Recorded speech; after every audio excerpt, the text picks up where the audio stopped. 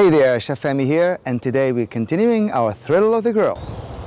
And today we're cooking steak on the grill. I'm going to show you how to make the perfect steak with perfect grill marks, cooked very symmetrically, and it's a lily style. It's not anti-lily, that's for sure, but it's coated with lily vegetables, onions, scallions, and garlic.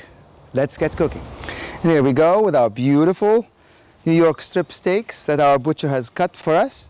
And it's very important here to make sure that everything is packed on ice. I've got plenty of ice in my cooler because I'm cooking outdoors, and that's one of the safety features we're going to talk about today. Our steak is beautifully dry and it's waiting for its coating. We're going to give it some freshly ground black pepper. And here's our lily veggies. We got garlic, scallions, and red onions, a little kosher salt, and some olive oil. You can go ahead and do this step here before you even come outdoors. Make sure the steaks are coated up to probably half an hour to an hour before heading outdoors. So when I am grilling outdoors, the tools of the trade that are my favorite is this spatula. This is great for fish steaks, fish fillets, and burgers, of course. Long tongs.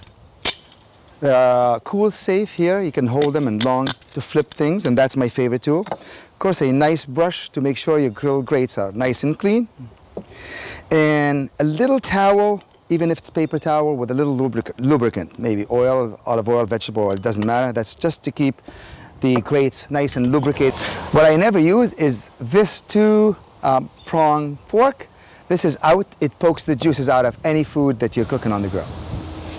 We have preheated our grill to high today because we're cooking a steak about 3/4 inch thick.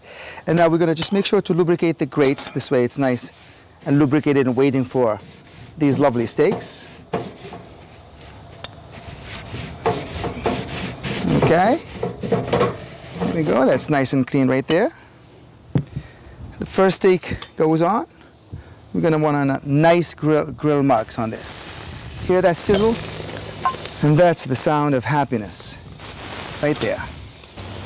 We're going to cook these steaks 2 minutes per side. This one is almost ready right now. There we go, nice grill marks. We're going to flip it on a clean other area. And we do the same thing here. Notice I'm not giving it the full grill marks right now because I am after symmetrical cooking here.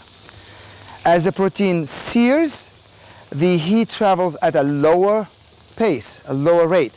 So I want the heat to travel at symmetrical rate from both sides. And that's where you hit, when you cut into the center of the steak later on, it'll be perfect medium rare. Our steaks have been cooking for about 4 minutes right now. We're going to give a quarter turn, a 90-degree angle on a fresher side, right there. And we do the same thing here. Now we're going to obtain the perfect grill marks on the bottom side. And we will do that again after 2 more minutes while flipping the steaks over. All right, our steaks are perfectly grill marked on the bottom side. We're going to flip them over on this one. Check those marks. And the second one. 2 minutes later, these are going to be perfect medium rare steaks. And I'm going to show you how you would feel that. This is the way, if you don't have a thermometer, to register 125 to 130 degrees internal temperature of the steak. This is the way to do it. Here's how you check for your perfect doneness of your steak. You put your forefinger and your thumb together without pressing hard, and you put the other finger of the other hand down below right here. See how soft that is? That's rare. If you move your thumb to the middle finger without pushing too hard, and you move the other finger right here slightly upward, that's medium rare. If you do the same thing with the ring finger, touching gently, and you move the other finger slightly upward, that's medium. And if you touch the little pinky here, and you touch up, that's medium well to well done. That's if you follow my symmetrical cooking method, cooking the steak up on one steak, then down on the other, then crisscross, then flip over and crisscross, you cannot go wrong with this method. It's been about 8 minutes total cooking time. That feels just perfect medium rare. We're going to retrieve these steaks and put them on the platter. And the second steak, perfectly cooked. And then we need to cover these guys so they rest. It's very important to let your steak and your meat, your roast, anything, let them rest. That will allow all the juices to redistribute, so when you cut into the steak, they're not gushing out on you. With our succulent steak today, we're serving a Tabouli salad. It's the gift of the Middle East to us. This healthy, nutritious, vibrant, and refreshing salad is made of cracked wheat, fresh tomatoes, lemon juice, olive oil, kosher salt, freshly ground black pepper, mint, red onions, scallions, lots of fresh parsley, and it's just assembling the whole thing, and of course cracked wheat.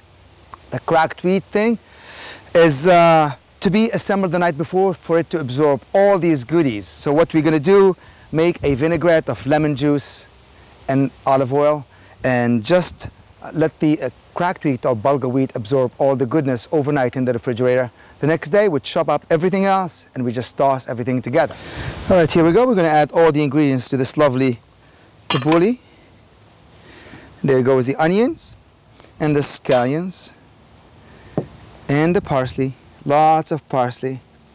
There's a lot of iron in parsley, so it cannot be bad for you at all. And here comes the freshness of the tomatoes. Gonna add them all in. We're gonna mix everything till they're fully combined.